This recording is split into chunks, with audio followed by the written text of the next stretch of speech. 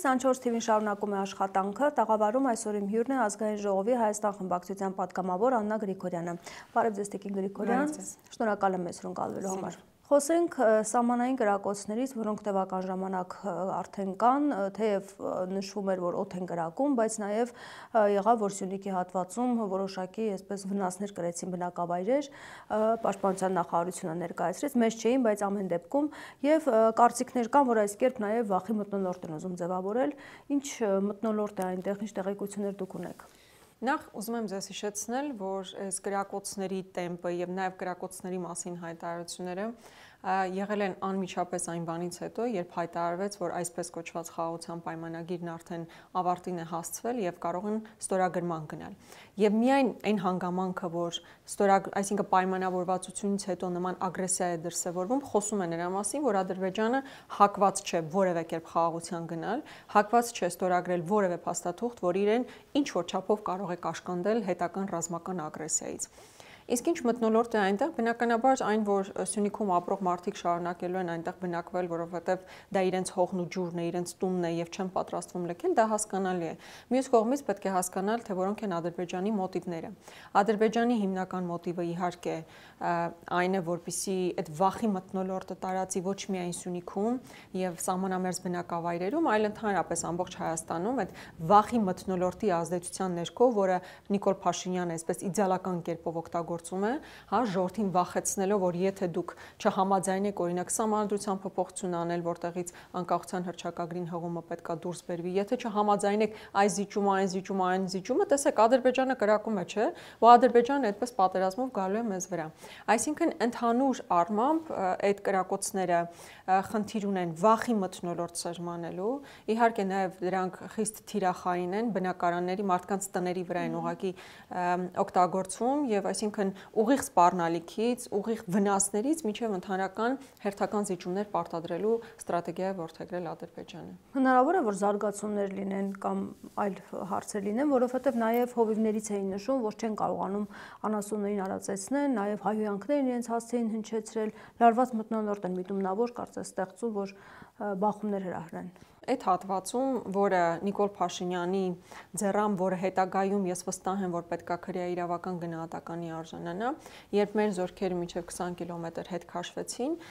ձևավորվեց մի իրավիճակ, երբ ադրբեջանցիները GPS-ով եկան եւ իրենց ուզած հատվածներում կանգնեցին, դրանից հետո ագրեսիայով առաջ եկան եւ այլ նոր դիրքեր, ավելի բարձրադիր դիրքեր գրավեցին։ Սահմանամերձ բնակավայրերի այն մարդիկ, ովքեր հիմնականում զբաղվում էին անասնապահությամբ, ուղղակի ստիպված են եղել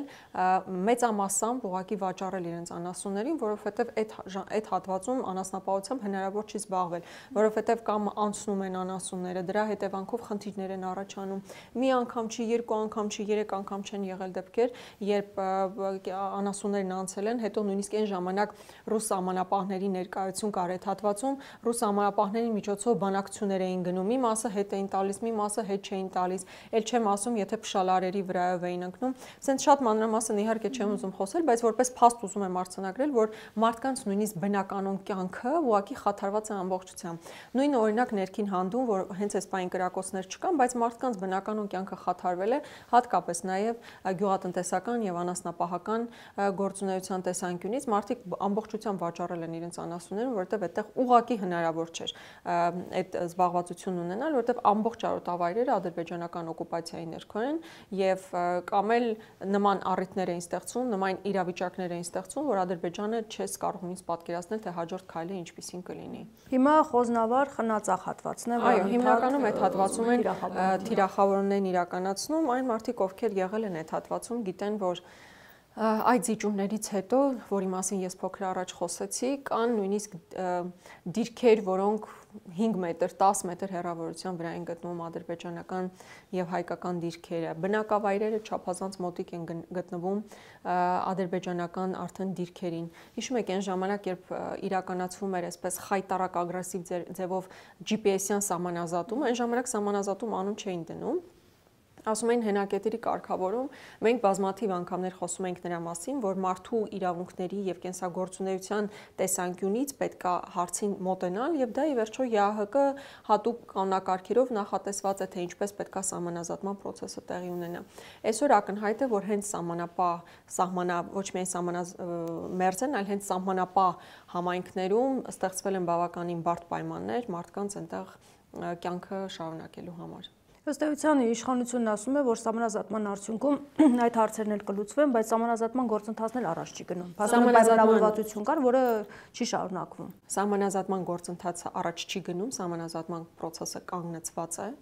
եւ իրականում այդ process-ի առաջ տանելու, կանգնեցնելու կամ ընդհանրապես այլ գործողություն իրականացնելու դիրիժորը բացառապես Ադրբեջանն է։ Ադրբեջանը ցանկանա շարունակել այդ գործընթացը, կշարունակվի, չցանկանա շարունակել այդ գործընթացը, չի շարունակվի եւ ընդհանրապես թե որտեղ շարունակվի, որ ժամանակահատվածում եւ կհասնեն Սյունի կամ դրավաց տարածքները, բնականաբար դա 3 տարի արդեն այս իշխանությունների տիրույթում չէ եւ իմիջիայլոց Արադ Միրզոյանն էլ հարցերից մեկինի պատասխան ընդհանրապես բավականին անկեղծ ասաց, գիտեք, որ մեզնից լինի, մենք Խաղ օվկիանոսից կսկսենք, այն կողմից դուրս գնանք, այսինքն իր ձեռքը բան չկա։ Այն որ ասում են, մենք գնալու ենք, նստելու ենք, այս հարցն ենք լուծելու, մյուս հարցն ենք լուծելու։ Իրենց ձեռքը ընդհանրապես բան չկա, իրենք չեն որոշող եւ սահմանազատման, սահմանագծման դիրիժորն Ադրբեջանն է։ Եվ երբ մենք օբյեկտիվորեն հարց ենք տալիս, որ ասում եք, բանով մարտական գործողություններով մեր տարածքային ամբողջականությունը վերականգնելու նույնիսկ շանս չենք տեսնում կամ ասում են մտադրություն չունենք։ Բայց ասում ենք, բա ոնց եք մտադիր վերադարձնել, ասում են սահմանազատման արդյունքով մենք երբ ենք հասնելու Սյունիք, չկա որևէ տրամաբանություն կա, չգիտեմ, տասնամյակների ընթացքում, միգուցե 5 տարվա ընթացքում, միգուցե 1 տարվա ընթացքում, բայց կա պայմանավորվածություն, որ դուք հասնելու եք Սյունիք։ Իհարկե, այդ որևէ պայմանավորվածություն չկա, ցավալիորեն ոչ միայն սահմանազատման գործընթացում, այլ մնացած բոլոր տրեկերով այսօր Հայաստանի Հանրապետությունը ընդհանրապես լսողի դերում է, Ադրբեջանն ինչ ասում է, սրանք խելոք կատարում են եւ մենք ընդհանրապես այս իրավիճակում ենք ապրում։ Իսկ պայմանագիր ինչ է կարծում կամ համաձայնագիր ինչպես հիմա են նշում, ի վերջո կստորագրվի եւ արդյոք այդ հարցը կլուծվի։ Այս սահմանային լարվածության ինչը այսպես ակնկալում է հայկական կողմը։ Դե եթե ստորագրելու լինեին, կստորագրեին։ Ի վերջո իրանք են հայտարարել, որ համաձայնեցվել է։ Ես ուզում եմ մեզ լսողներն էլ իմանան, որ այդ պայմանագրում Հայաստանի Հանրապետությանը վերաբերող կամ Հայաստանի շահերից բխող որևէ դրույթ չկա։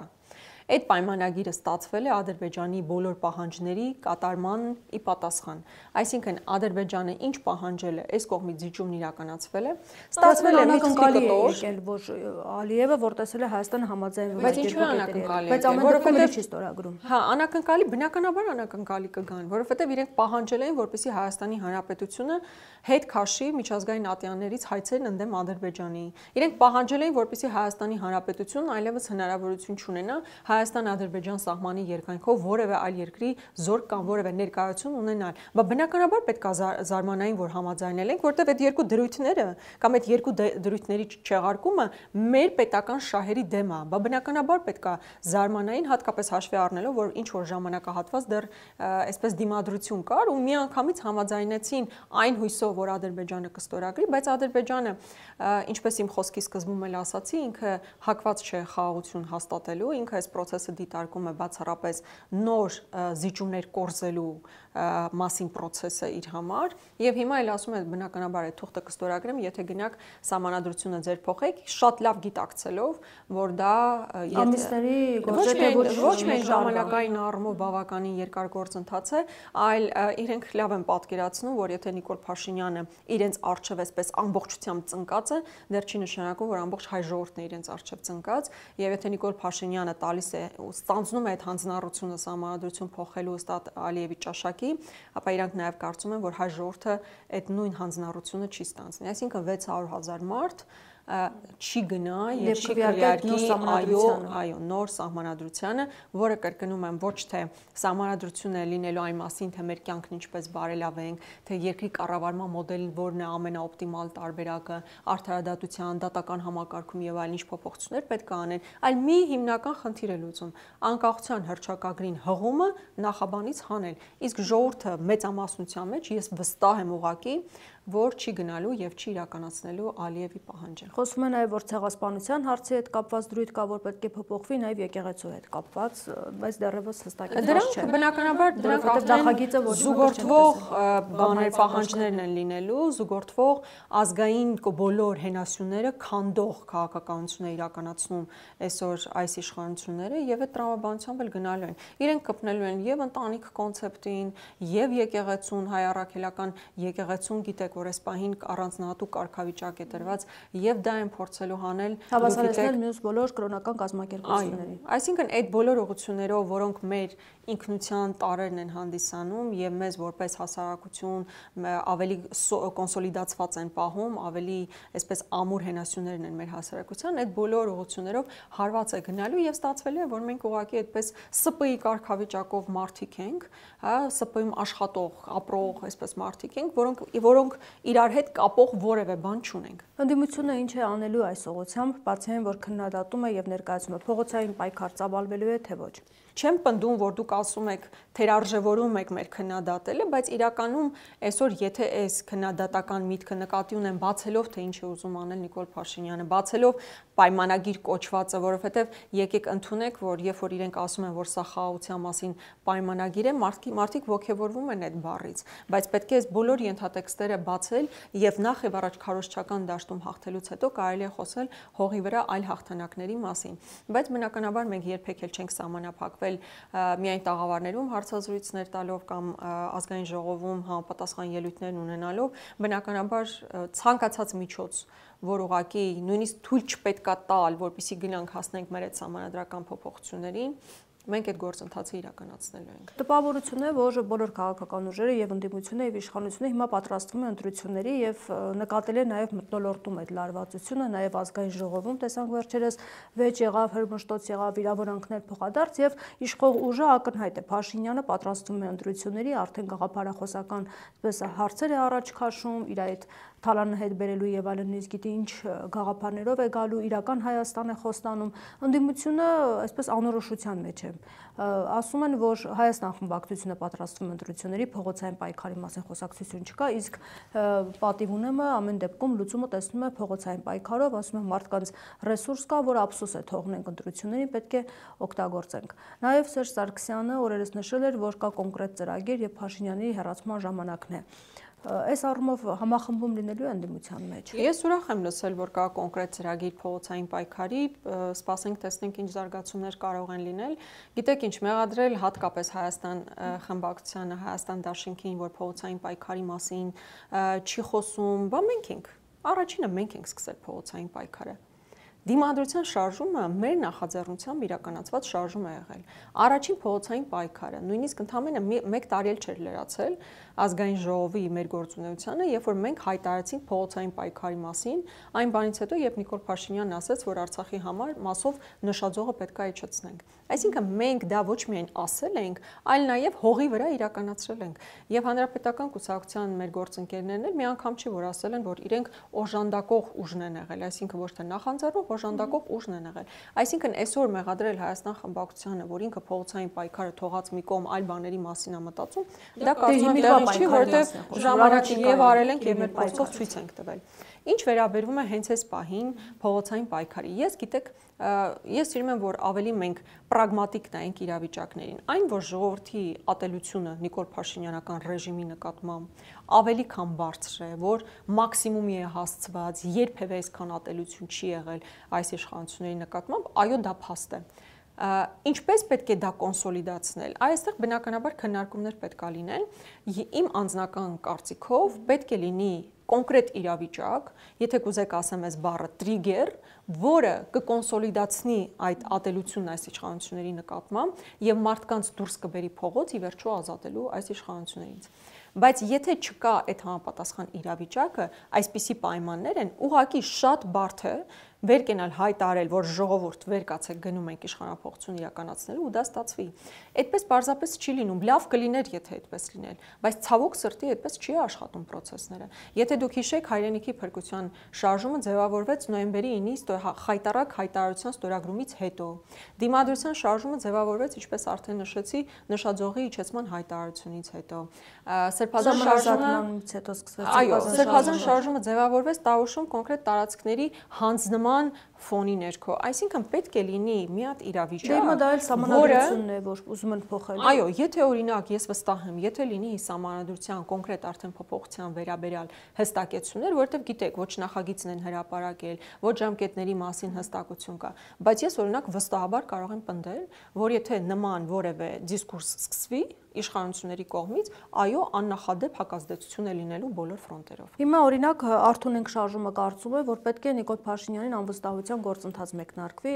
այսօր ազգային ժողովի դիմաց էին նրանք, նամակներ են հանձնում պատգամավորներին եւ ասում են, որ պետք է նախաձեռնությունը մեկնարկվի։ Իրանք իրատեսական են համարում, որ այս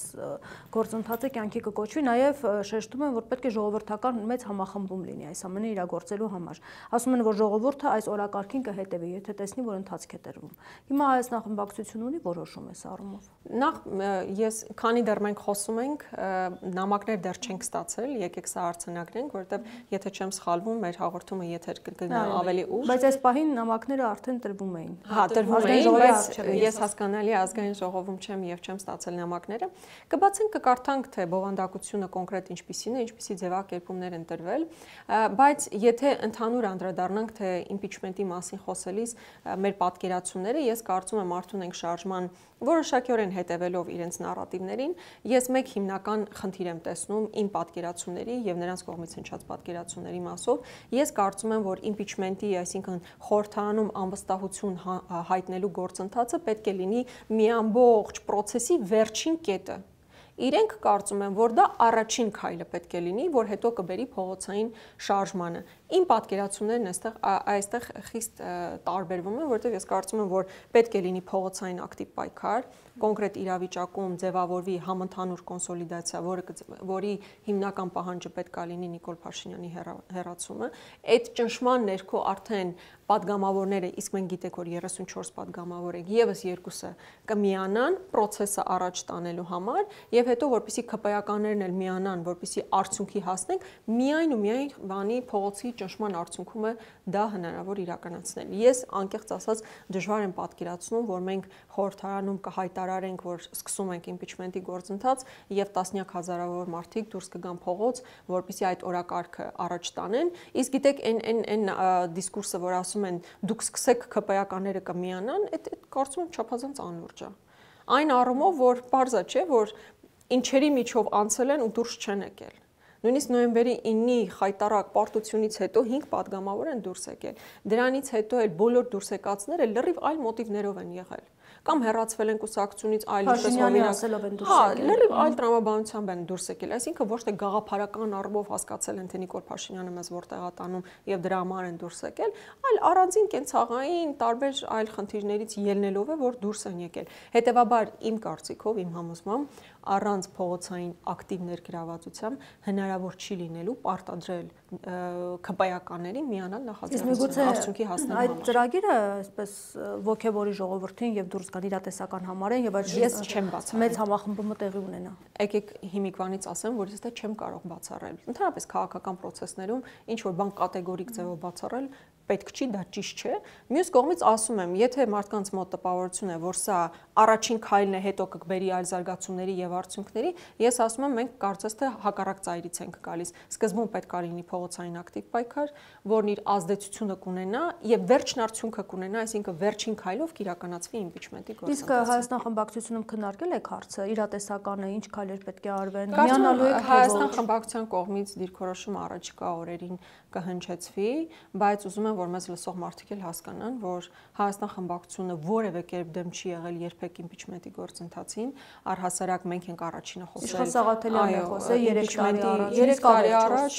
3 տարի առաջ խոսել ենք մենք իմպիչմենտի մասին, որպես գործիքակազմ, այսինքն միայն ասել, որ մենք դեմ ենք իմպիչմենտին, ինչա մենք դեմ ենք գործիքակազմին, չէ, բնականաբար ոչ, այլ բան է, որ այդտեղ կան ինչ որ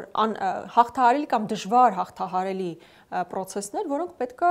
կամ խնդիրներ, որոնք պետք է լուծվեն։ Այսինքն ինչ նկատի ունեմ։ Բայց անհնար է դա հաղթահարել։ 36 падգամավորի ստորագրություն է։ Երկու ոտքից պետք է, որպեսզի նախաձեռնությունը մեկնարկվի։ Որպեսզի նախաձեռնությունը մեկնարկի, մեզ անհրաժեշտ է 36 падգամավորի ստորագրություն։ Դուք 34։ Այս պահի մենք 34-ն ենք։ Հիմա եւս երկու падգամավոր պետք է միանա։ Անկախ падգամավորներից միգուցե։ Ես դժվար եմ պատկերացնում, որ օրինակ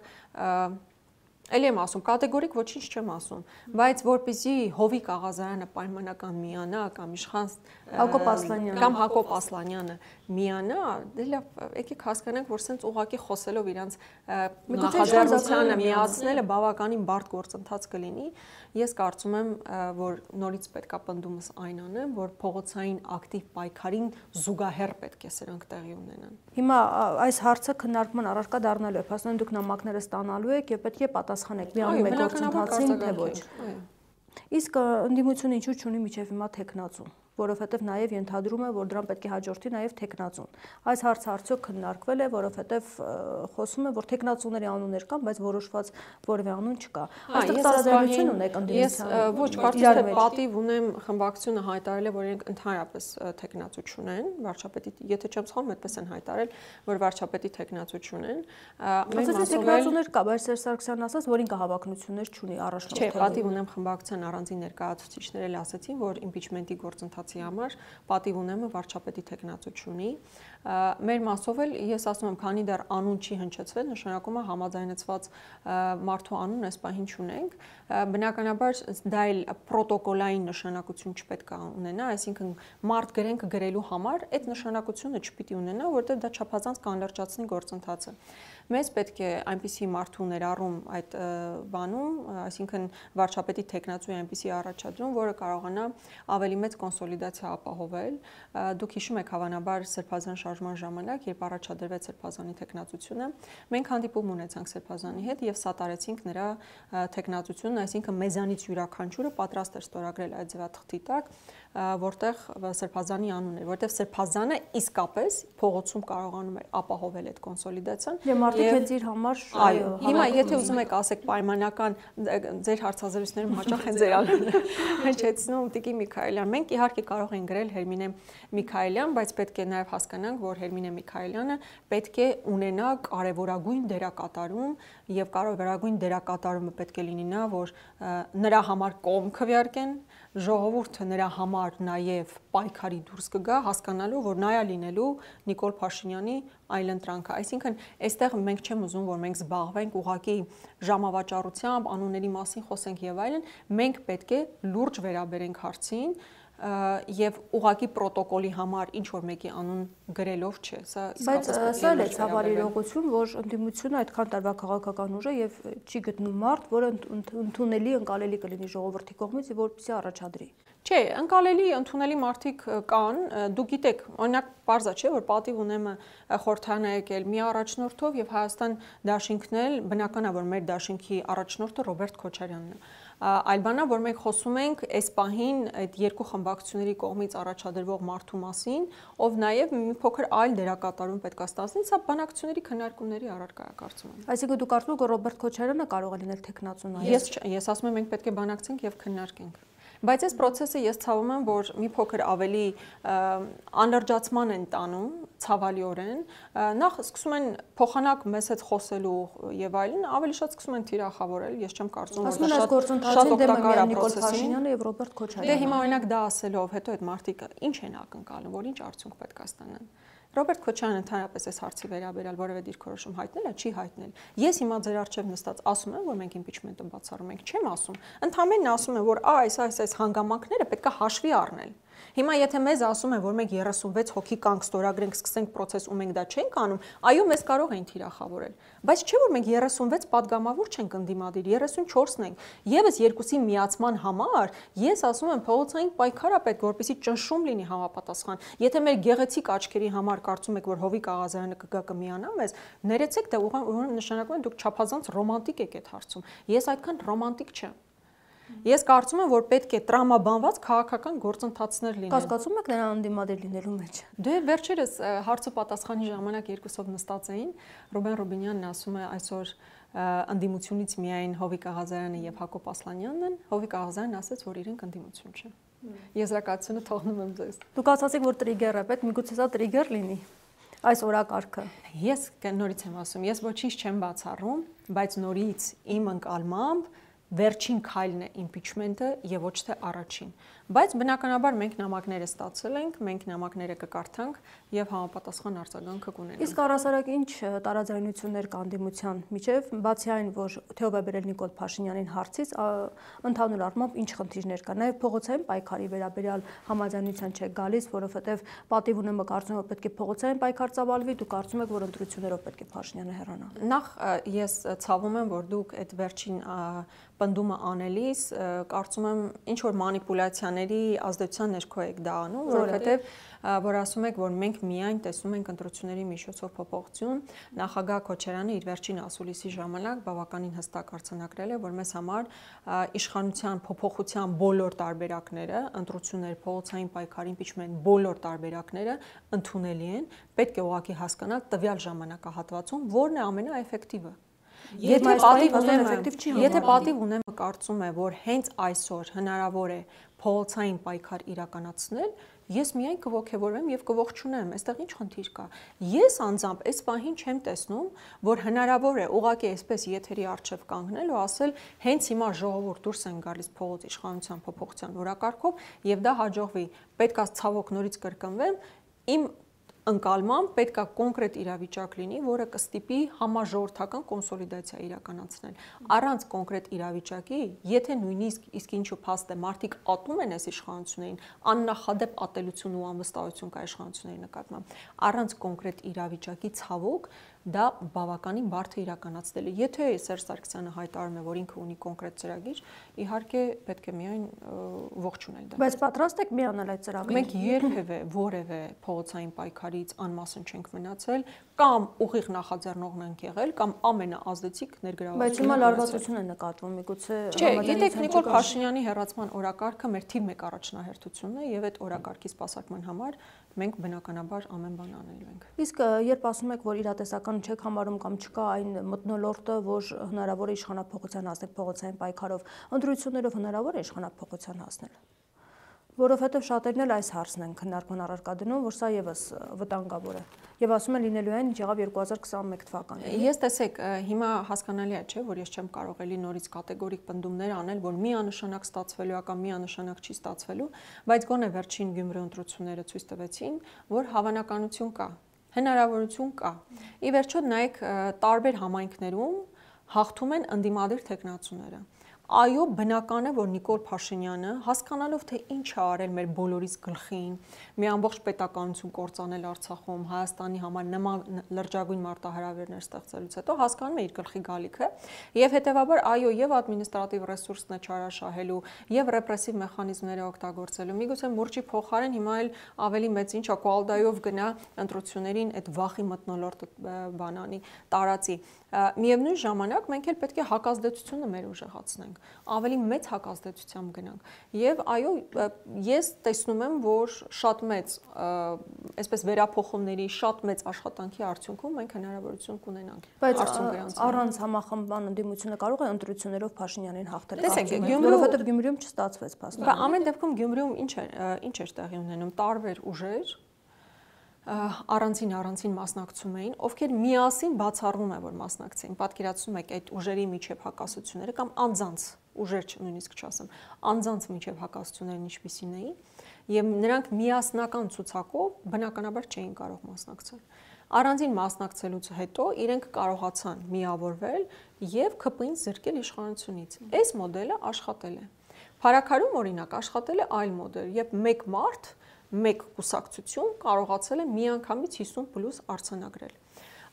Ցավոք սրտի ես այսօր չեմ տեսնում հնարավորություն, որ մեկ ընդդիմադիր ուժ այս պահին կարող է 50+ հենց այսօր կարողանում է ապահովել։ Կարող է այս որոշ ժամանակ հետո ինչ որ այլ տրամաբանություն ձևավորվի։ Այս պահին դժվար եմ տեսնում, բայց եթե յուրաքանչյուր իրական ընդդիմադիր ուժ գնա Նիկոլ Փաշինյանին հարվածելու ուղղությամբ, հետագայում նաև միավորվելու տրամաբանությամբ հնարավոր է զրկել Նիկոլ Փաշինյանին իշխանությունից։ Բայց խորհրդարանից դուրս կան ընդդիմադիր ուժեր, որոնք իսկապես վստահ եք, որ իրենք հետո կմիաբանվեն խորհրդանական ընդդիմությանը։ Դե վստահաբար խոսքը այն ուժերի մասին չէ։ Դիմադիր են, բայց չմիանան խորհրդանական ընդդիմությանը։ Ես կարծում եմ այդտեղ դրվելու է հարցը Նիկոլ Փաշինյանին պահելու եւ չպահելու։ Դուք գիտեք, որ Գյումրիում էլ հեշտ չի եղել, բավականին բարդ ներանձնային հարաբերություններ են եղել, բայց ԿՊ-ին իշխանազրկելու համար դա ավելի բարձր նպատակ է սահմանվել եւ հետեւաբար միացել են Վարդան Ղուկասյանին, իսկ այս դեպքում էլ ես չեմ կբացի Արամ Սարգսյան,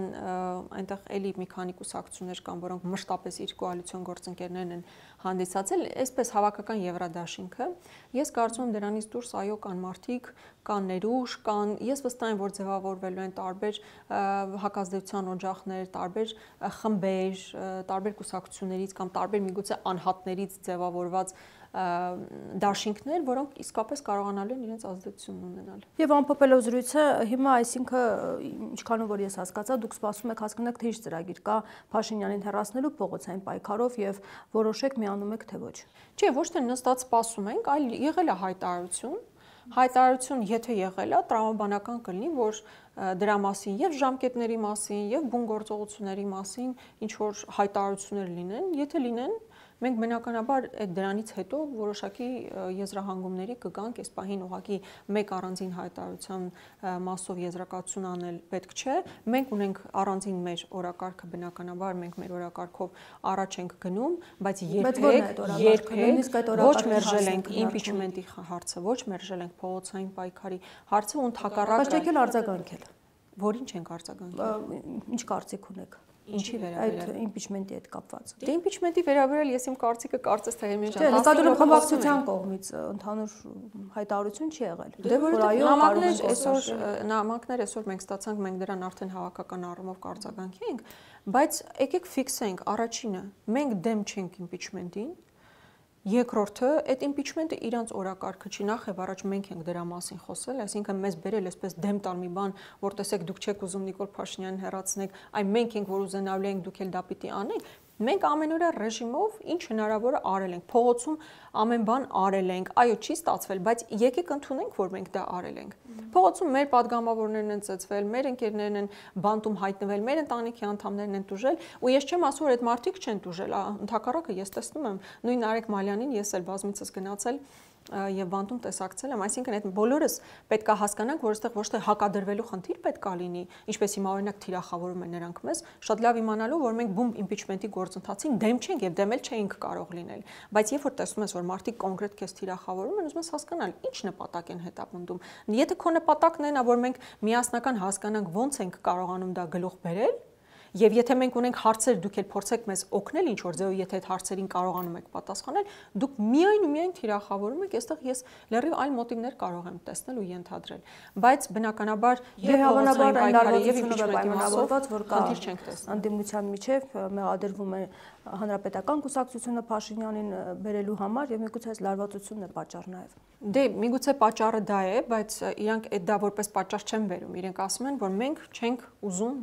նախ իմպիչմենտի գործընթաց, իսկ ես ասում եմ, որ մենք խնդիր չունենք այդ գործընթացի հետ։ Մենք խնդիր ունենք դրա առանձին մաս կազմող առանձին ֆրագմենտների հետ, որոնք պետքա լուծվեն։ Այդ թվում падգամավորների քանակը, որ պետքա սկսվի նախաձեռնություն, որը չունենք, վարչապետի միասնական թեկնածու, որի շուրջ քննարկումներ կան, բայց վերջնարդյունք չկա, եւ ի վերջո փողոցի ակտիվ ներգրավվածություն, որ այս պահին չկա։ Հիմա եթե այս 3 հարցերը դուք չեք տեսնում, որ գոյություն ունի, ես շատ ցավում եմ, որովհետեւ այս հարցերը հողի վրա կան։ Մի բան է այսպես լոզունգով ասել իմպիչմենտով հեռացնում ենք, բայց այդ բացելուց հետո դու տեսնում ես, չէ՞, որ առանձին կտորներ կան, որոնք պետք է այդ հարցերը լուծվեն, որպեսզի դու կարողանաս արդյունքի հասնել։ Իսկ եթե խնդիրը դրված է արդյունքի հասնելը եւ ոչ թե process-ի արդյունքում մեզ թիրախավորելը, եկեք ուրեմն ուրիշ ձև աշխատենք։ Եկեք ուրեմն արդյունքի հասնելու համար կոնկրետ այս հարցերի բոլորին պատասխանելով եւ բոլոր լուծումները գտնելով փորձենք առաջ գնալ։ Ռոբերտ Քոչարյանն ամեն դեպքում ասում է, որ իրացիոնալ չի համախմբումը, որովհետեւ տարաձայնություններ կան։ Այսինքն այս հարցը մնում է չլուծված։ Չէ, ես կարծում եմ տեսակետներ ունեն։ Ես կարծում եմ պետք է նաև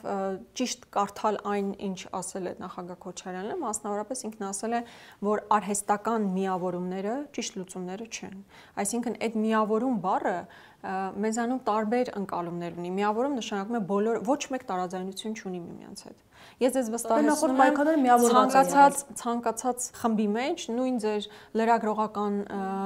համայնքում, մեր падգամավորական խմբերում նորմալ է, որ լինեն տարաձայնություններ եւ տարընկալումներ, եթե այնպիսի տարաձայնություններ են, օրինակ նույն Գյումրիի դեպքում էր, չէ, այդպես, որոնք թույլ չեն տալիս արհեստականորեն միացնել, ուրեմն այդ 2 կամ 3 կամ 4 կամ 5 խմբերը պետք է գնան միջև վերջ, բայց ճիշտ թիրախին խփելով, հա, ոչ թե արհեստական միավորում ստեղծել, որը մեծ հաշվով չի էլ աշխատի, այլ յուրաքանչյուրի ուղղությամբ պետք է միջև վերջ թիրախին խփի եւ հետո նաեւ կոնսոլիդացիա։ Այսինքն հիմա արհեստական այդ խնդիրը չկա։ Փաշինյանի հեռացման օրակարգը այն հարցն է, որ կարող է միաբանել ընդդիմադիր։ Այո, կարող է միաբանել, բայց այստեղ մարտավարական խնդիրներ կան։ Նախագահ Քոչարյանը միայն այդ մարտավարական տարբերությունների մասին է խոսում։ Ես կարծում եմ, որևէ մեկի մոտ պետք է որ կասկած առաջացած չլինի այս ընթացքում, որ մենք Նիկոլ Փաշինյանի հեռացման օրակարգը մեր թիվ 1 քաղաքական օրակարգն է։ Եվ կարող ենք ձեր ասածից ենթադրել, որ երբ ասում եք տեխնացուների անուններ կան, մեկն Ռոբերտ Քոչարյանի անունն է եւ այս հարցում համաձայնության չեք գալիս։ Պատիվ ունեմ մի հետ։ Չէ, նման քննարկում չի եղել, այսինքն որ մենք ասենք նախագահ Քոչարյանը պատիվ ունեմ մերժի, նման խոսակցություն չի եղել, դա նույնիսկ չի էլ քննարկվել, առհասարակ նորից եմ կրկնում, հիմա ստանալով նամակը մենք արդեն խմբակցության դիրքորոշումը կհայտնենք այս հարցում։ Իդեպ քննադատվում է, որ դուք երբ որ վերադարձաք, նաեւ մյուս պատգամավորները մյուս խմբակցության պայքարից հետո փողոցային, որ անհաջողություն եղավ եւ վերադարձակ ազգային ժողով, ասացիք, որ մեր օրակարգով ենք վերադառնում, ասում են ուր է այդ օրակարգը, ինչ օրակարգ էր դա։ Մեր օրակարգը նախ շարունակել է մնալ Նիկոլ Փաշինյանի հեռացման օրակարգը, այդ օրակարգը սպասարկելու համար մենք էլի մասնակցություն ունեցել ենք փողոցային պայքարի, դրան զուգահեռ Հերմինե ջան, նորից եմ ասում, միգուցե թերագնահատվում է, բայց ես կարծում եմ ժամանակն է, որ մենք էլ այս պնդումներով շատ հստակ արձանագրենք, որ եթե օրինակ այս խաղաղություն կոչվող պայմանագրին մեր հակազդեցությունը չլինի, օրինակ ես ինքս գնացել կարդացել եմ, դրանից հետո բարձրաձայնումներ արել եմ, հասել ենք նույնիսկ նրան, որ Նիկոլ Փաշինյանը տեսնելով թե ինչպիսի բարձրաձայնումներ ա եղել, նաև արգելել է այդ պայմանագրի ստորագրումը, այդ պայմանագիրը կարդալ, դրանից հետո վարչական դատարան ենք դիմել եւ այլն, մարդկանց ուշադրությունը հրավիրելու մի կարևոր բանի վրա, որ Նիկոլ Փաշինյանը ձեզ խափում է, որ ուզում է տանի խաղաղության։ Ի վերջո մենք հասկանում ենք, չէ, մի քանի կոզեր ունի այս իշխանությունը, ժողովրդի հետ շփվելու ժամանակ, եւ դա փորձում է մշտապես այսպես շահարկել։ Մեկը խաղաղություն բառն է, եւ ասում է, որ տեսեք, կա համաձայնեցված տեքստ ու ես եմ դա համաձայնեցրել, եթե ես գնամ, ես ձեզ բերում եմ խաղաղություն, իսկ ես մարդիկ բերելու են ձեզ պատերազմ։ Հիմա դրան այդ քարոզչական մեծ հակազդեցությունը պետք է ինչու մենք ամենօրյա ռեժիմով անում ենք եւ վստահ եմ դուք էլ տեսնում եք, թե մենք ոնց ենք բացում դա եւ մարդիկ պետք է որ արդեն ընկալելի լինի իրենց համար, որ այս պայմանագիրը, որ Նիկոլ Փաշինյանը ողջավորված կոչում է խաղաղություն, դրա որևէ կերպ հողի վրա խաղաղություն չի բերելու։ Եվ երկրորդը այսպես կոչված կոռուպցիան, նախկիների թալան եւ այլն։ Մենք էլի ամենօրյա ռեժիմով ցույց ենք տալիս, թե այս իշխանությունը ինչպիսի թալան է իրականացնում, թե ինչպիսի ծախսեր են իրականացնում։ Այսօր գալուց կարդում էի, որ Արբանյակը, որ 1 թե 2 տարի առաջ տիեզերք էր բարձրացվել, արդեն իջեցվել է։ Եվ քրեական գործեր են շուրջ դրա շուրջ քրեական գործ կա 6 միլիոն թե 7 միլիոն դոլար ծախսվել է այդ Արբանյակի վրա եւ դրա արդյունք մենք չունենք։ Այսինքն մենք ամենօրյա ռեժիմով նաեւ կոտրում ենք այն Նիկոլ Փաշինյանական թեզը, որ բա գիտեք, մենք միգուցե անփորձ ենք, բայց մենք չենք ուտում, չենք թալանում, արդյունավետ ենք ծախսերն իրականացնում։ Այս երկու ֆրոնտով իսկապես պետք է ջարդել եւ իհարկե մնացած նաեւ մեր պատկերացումները, թե ինչպիսին պետք է լինեն տարածաշրջանում, Ռուսաստանի հետ հարաբերություններում, Արևմուտքի հետ հարաբերություններում, այդ բոլոր ուղղություններով հստակ աշխատանք տարվում է։ Այսինքն առաջինը հակազդեցություն ձևավորված օրակարգին, որը անխուսափելիորեն պետք է լինի եւ մեր այլ կառավարության հետ հարց ու պատասխանի ժամանակ որ ներկա եք լինում եւ ներկայացնում եք։ Դա գիտեք, որոշ մարդկանց կողմից կարող է քննադատվել, բայց ես վստահ եմ, որ նաեւ բազմաթիվ մարդիկ իրենց համար եզրակացություններ են անում նաև այդ բախումների ժամանակ։ Այսպիսի մի դիտողություն էլ կա, որ այս ամենը անում եք պատրաստվելով ընտրություններին, հետո ձեր ելույթները պարտադիր տեղակայում եք ձեր Facebook-յան էջերում, այսինքն հասարակության մոտ այսպես գործ եք ուզում ցույց տալ եւ տպավորություն թողնել։ Այսինքն ես ուղղակի բան եմ, հա, ասենց մազոխիստ եմ, չափազանց մեծ հաճույք եմ ստանում ամեն անգամ Նիկոլ Փաշինյանին այսպես մոտիկից տեսնելու, նրան հարցեր տալու, այսպես իմ երազանքն ա եղել, հա, երևի մանկության։ Դե լավ, դա արդեն չափազանց անլուրջ է։ Ես միշտ ասում եմ, մեզ կարելի է քննադատել ավելի քիչ հարցեր տալու, ավելի քիչ ելույթներ ունենալու, ավելի սուր չլինելու համար, բայց չի կարելի քննադատել այդ ամեն ինչը անելու համար։ Այսինքն փոխանակ իմ նկատմամբ քննադատությունը լինի, որ Նիկոլ Փաշինյան ավելի սուր հարց տուր, ավելի շատ հարց տուր, ավելի շատ խոսա, ավելի շատ ելույթ ունենա, քննադատությունն է, որ ես դա անում եմ, մի հատ էլ իմ Facebook-յան էջում եմ տեղադրում, լսեք, լավ, սա արդեն պարանոյա է, սուր հարցերը ինչ որ բան փոխում է, Փաշինյանը պատասխանում է, ինչ ուզում է նույնիսկ լրագրողներին։ Վստահեցնում եմ, դրանից էլ մարդիկ եզրակացություն են կատարում։ Մարդիկ ասում են, այս հարցը տրվեց, այս հարցը տրվեց։ Ու եթե մեզ թվում է, թե մեր շրջանակը, որ ամեն ինչ գիտի, այդ շրջանակից դուրս էլի բոլորն ամեն ինչ գիտեն, այդպես չի։ Ցավոք այդպես չի։ Երբեմն ես ինձ բռնացնում եմ այն մտքի վրա, որ նույն բանն արդեն 100-րդ անգամ նույն բանն ասացի։ Բայց եթե այդ 100-րդ անգամ ասածս կարող է այս մեր շրջանակից այն անդին որևէ մեկին դիպչել եւ նրան հասնել, ուրեմն դա պետք է ասել եւ դա պետք է անել։ Ու ազգային ժողովի ամբիոնն իսկապես դա այն ամբիոնն է, որտեղից ամենալայն տարածումն է ստանում, որտեղ ամենահեռու գյուղում ապրող անձն էլ հմեկ դիտելով կամ այլ ալիքներ դիտելով տեսնում է։ Հասկանում եք, մենք մեր քննադատությունը մեր նկատմամբ դա պետք է լինի ավելի շատ անելը, քան թե թիրախավորվենք նրա համար, որ դա անում ենք, դա ուղղակի իսկապես աբսուրդ է։ Ես այդ մարդկանց տրամաբանությունը ընդհանրապես չեմ հասկանում։ Շնորհակալ եմ զրույցի համար։ Ես էլ։ Զրուցում էի ազգային ժողովի Հայաստան խմբակցության պատգամավոր Աննա Գրիգորյանի հետ։ Շարունակեք մեզ հետևել, կհանդիպենք։